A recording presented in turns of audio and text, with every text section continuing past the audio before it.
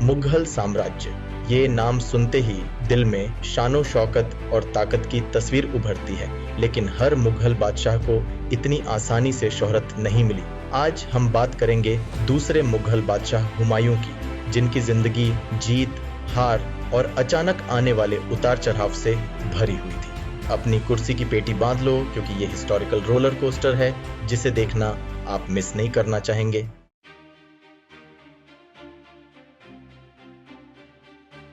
6 मार्च 1508 को काबुल में जन्मे हुमायूं मुगल साम्राज्य के संस्थापक बाबर के बेटे थे। सोचो कितनी बड़ी जिम्मेदारी उनके कंधों पर आ गिरी होगी। मात्र 22 साल की उम्र में हुमायूं को मुगल सल्तनत मिली। आप कह सकते हैं कि वो शुरुआत से ही महान बनने के लिए बने थे, लेकिन इतने विशाल साम्राज्य की विरासत के साथ अपनी चुनौतियां भी थीं। ऐसी चुनौतियां जो हुमायूं की ताकत और हौसले को बार बार परखेंगी।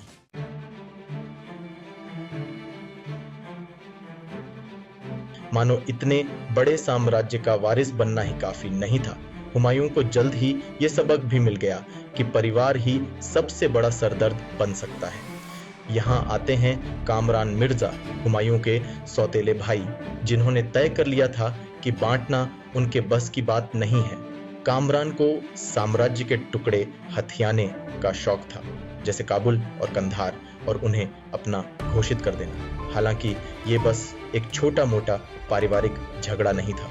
कामरान मिर्जा के ताकत हथियाने से मुगल साम्राज्य कमजोर हो गया, जिससे वो बाहरी खतरों के प्रति संवेदनशील हो गया। हुमायूं ने कामरान को समझाने की कोशिश की, उसके परिवार और वफादारी की भावना को जगाने की कोशिश की, लेकिन कामरान भाई के प्यार से ज्यादा ताकत में रुचि रखते थे।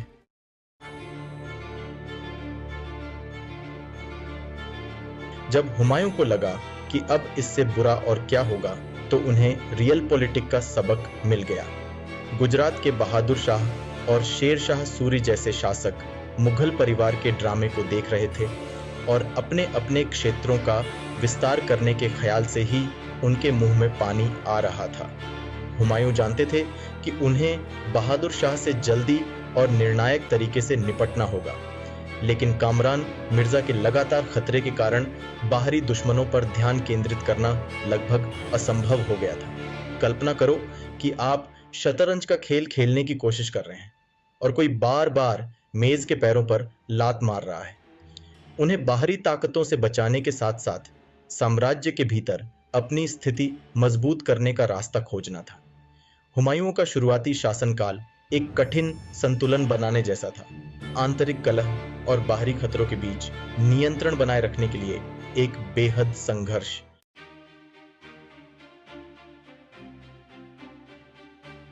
(1535) में अराजकता और अनिश्चितता के बीच हुमायूं एक प्रभावशाली जीत हासिल करने में कामयाब रहे। उन्होंने गुजरात के बहादुर शाह को हराया, जिससे मुगल साम्राज्य को एक बेहद जरूरी जीत मिली। बहादुर शाह पर जीत सिर्फ एक सैन्य सफलता से कहीं बढ़कर थी। यह एक प्रतीकात्मक जीत थी, जिससे हुमायूं के आत्मविश्वास को काफी बल मिला और उनके प्रतिद्वंद्वियों को यह संदेश गया कि उन्हें कमजोर नहीं आंका जाना चाहिए। कुछ समय के लिए ऐसा लगा जैसे हुमायूं ने आखिरकार बाजी पलट दी है, लेकिन यह जीत जितनी मीठी थी उतनी ही अल्पकालिक साबित हुई। हुमायूं गुजरात पर अपनी सत्ता पूरी तरह से मजबूत नहीं कर पाए और यह बात आगे चलकर उन्हें परेशान करने वाली थी।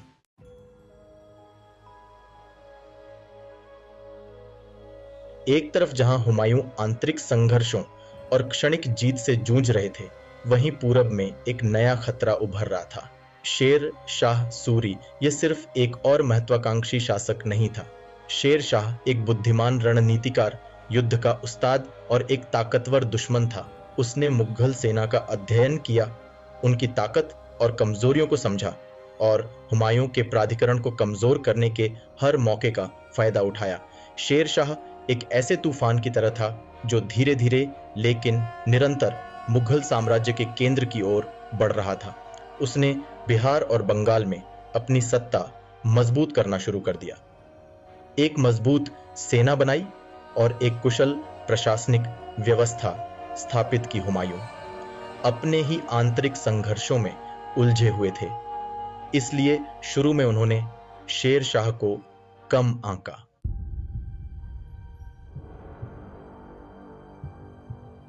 1529 में शेर शाह सूर्य नाम का तूफान मुगल साम्राज्य पर टूट पड़ा। चौसा का युद्ध गंगा के मैदानों के पास लड़ा गया था। हुमायूं के लिए एक बुरी हार थी। शेर शाह की बेहतर रणनीति और अनुशासित सेना ने मुगलों को हरा दिया। अपनी बहादुरी के बावजूद हुमायूं बमुश्किल अपनी जान बचाकर भाग गए। चौसा में हार हुमायूं की प्रतिष्ठा के लिए एक बड़ा झटका थी। एक साल बाद 1540 में कन्नौज के युद्ध में अंतिम वार किया। शेरशाह की सेनाएं ज्यादा बड़ी और बेहतर संगठित थीं। मुगल सेना को खदेड़ दिया। हुमायूं भागने पर मजबूर हो गए और अपना साम्राज्य अपने दुश्मन के हाथों में छोड़ दिया। बिना तख्त का बादशाह अनिश्चित समय में भटकते हुए मुगल दरबार की शान और शौकत से हुमायूं को निर्वासित जीवन में धकेल दिया गया। अगले 15 सालों तक वह बिना राज्य के एक राजा बन गया। उन्होंने सिंध में शरण ली। निर्वासन का जीवन उनके धैर्य की परीक्षा था। हुमायूं अपने तख्त को वापस पाने की उम्मीद से चिपके रहे। वह एक फीनिक्स की तरह थे जो राख से उठने का इंतजार कर रहा था।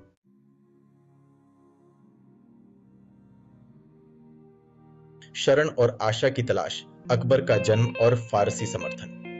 1542 में निर्वासन की कठिनाइयों के बीच आशा की एक किरण दिखाई दी। हुमायूं की पत्नी हमीदा बानो बेगम ने अमरकोट के राजपूत गर्ह में एक बेटे अकबर को जन्म दिया। यह सिर्फ एक वारिस का जन्म नहीं था, यह भविष्य के लिए आशा के प्रतीक का जन्म था। अकबर का जन्म हुमायूं के निर्वासन में एक महत्वपूर्ण मोड़ था। इससे उन्हें जिम्मेदारी की एक नई भावना, एक बेहतर भविष्य के लिए लड़ने का एक कारण मिला। हुमायूं का भाग्य तब और बेहतर हो गया जब उन्हें शाह तहमास्प के दरबार में फारस में शरण मिली। फारसी शासक हुमायूं के वंश और लचीलापन से प्रभावित होकर उन्हें न केवल आश्रय बल्कि सैन्य सहायता भी दी। फारसी सहायता के वादे और अपने नियति में अटूट विश्वास के साथ हुमायूं ने अपनी वापसी की योजना बनानी शुरू कर दी।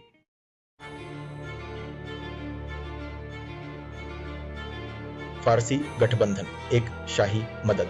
फारस के शासक शाह तहमास्प ने हुमायूं के मुगल तख्त के दावे का समर्थन करके भारतीय उपमहाद्वीप में अपना प्रभाव बढ़ाने का एक मौका देखा। यह एक ऐसी स्थिति थी जिसमें दोनों को फायदा था। हुमायूं को वह सैन्य शक्ति मिल गई जिसकी उन्हें बेहद जरूरत थी और शाह तहमास्प को एक रणनीतिक रूप से महत्वपूर्ण क्षेत्र में एक वफादार सहयोगी मिल गया।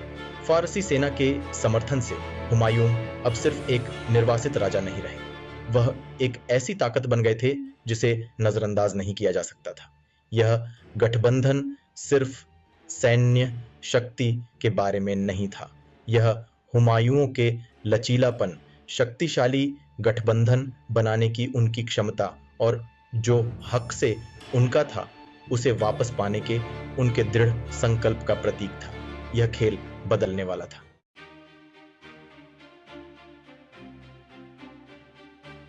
कि खोए हुए तख्त को पुनः प्राप्त करना, काबुल की लड़ाई। कहते हैं कि दान घर से शुरू होता है, लेकिन हुमायूं के लिए अपने साम्राज्य को वापस पाने का मतलब था पहले अपने ही परिवार के साथ हिसाब चुकाना। 1545 में हुमायूं अपने फारसी सहयोगियों के साथ काबुल की ओर बढ़े।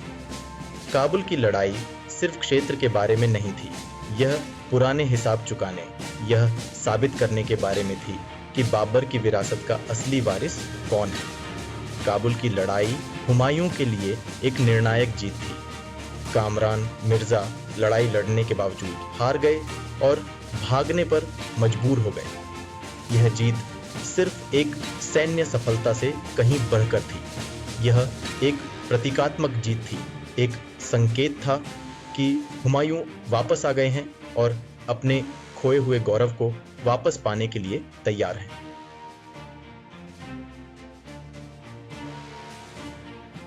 दिल्ली का रास्ता, विजयी वापसी। काबुल के वापस अपने नियंत्रण में आने के साथ हुमायूं ने अपनी नजर अंतिम इनाम पर टिका दी। दिल्ली मुगल साम्राज्य का केंद्र। 1555 में सितारे हुमायूं के लिए अनुकूल हो गए। उनका सामना सिरहिंद की लड़ाई में सिकंदर शाह सूरी के नेतृत्व वाली अफगान सेनाओं से हुआ। लड़ाई भयंकर थी, दो दृढ़ इरादों वाली ताकतों का टकराव, लेकिन किस्मत ने बहादुर का साथ दिया। हुमायूं विजयी हुए। उन्होंने अफगान प्रतिरोध को कुचल दिया और दिल्ली के लिए अपना रास्ता साफ कर लिया। 15 लंबे सालों के निर्वासन के बाद हुमायूं वापस वहां पहुंच गए जहां वह होने चाहिए थे, मुगल तख्त पर।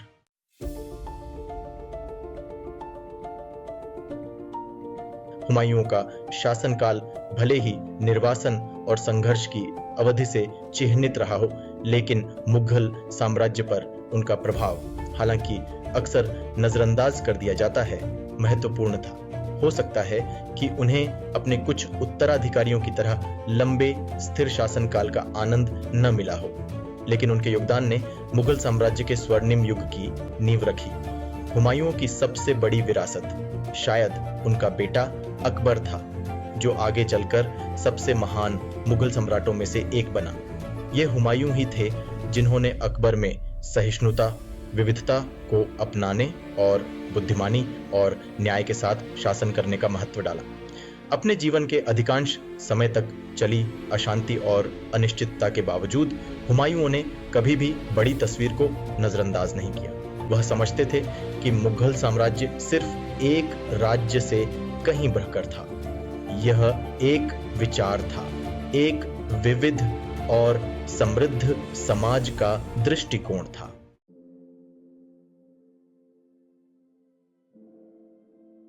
फारस में हुमायूं का समय सिर्फ राजनीतिक निर्वासन की अवधि नहीं थी, यह एक सांस्कृतिक इमर्जन था जिसने मुगल दरबार पर एक स्थायी छाप छोड़ी।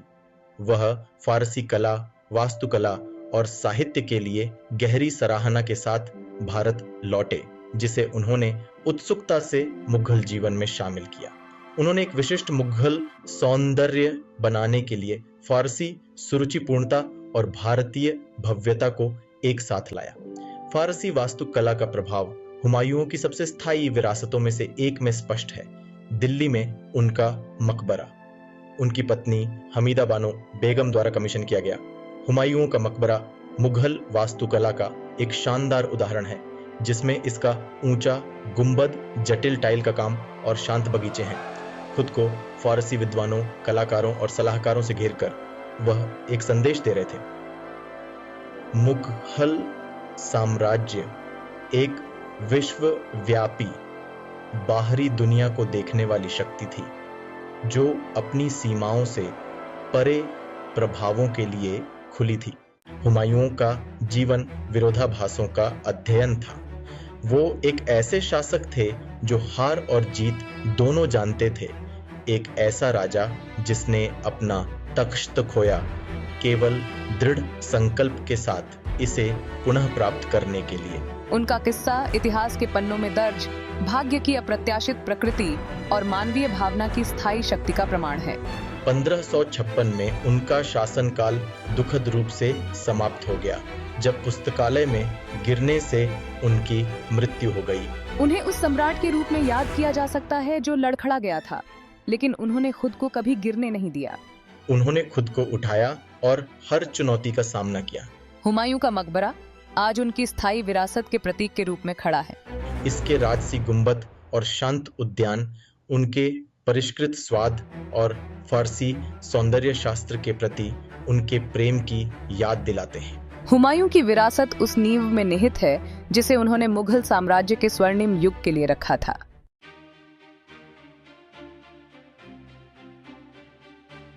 हुमायूं की कहानी एक शक्तिशाली अनुस्मारक है कि इतिहास न केवल विजेताओं को याद रखता है, बल्कि उन लोगों को भी याद रखता है जिन्होंने प्रतिकूल परिस्थितियों का सामना साहस और दृढ़ संकल्प के साथ किया।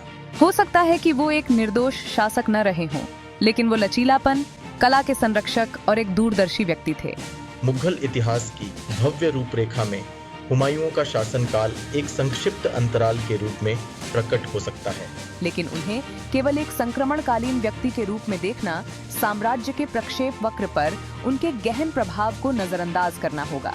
हुमायूं की सबसे बड़ी ताकत शायद अपनी गलतियों से सीखने और असफलताओं से ऊपर उठने की उनकी क्षमता में निहित थी। वो समझते थे कि सच्चा नेतृत्व केवल सत्ता चलाने में ही नहीं, बल्कि दूसरों को प्रेरित करने में है। अगली बार जब आप हुमायूं नाम सुने तो उन्हें न केवल उस सम्राट के रूप में याद करें जिन्होंने असफलताओं का सामना किया, बल्कि उस सम्राट के रूप में याद करें जिसने कभी हार नहीं मानी। अगर आपको यह वीडियो पसंद आया हो तो कृपया लाइक करें और हमारे चैनल को सब्सक्राइब करें। धन्यवाद।